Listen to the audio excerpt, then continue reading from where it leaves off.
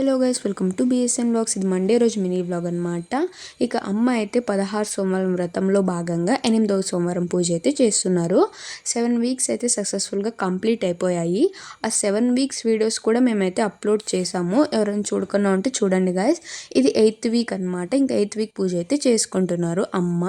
ఇక అమ్మ 16 సోమవారం వ్రతం చేసేటప్పుడు ప్రతి సోమవారం ఒక్కొక్క శివలింగాన్ని అయితే తయారు చేసుకుంటారు పుట్టమన్నుతో.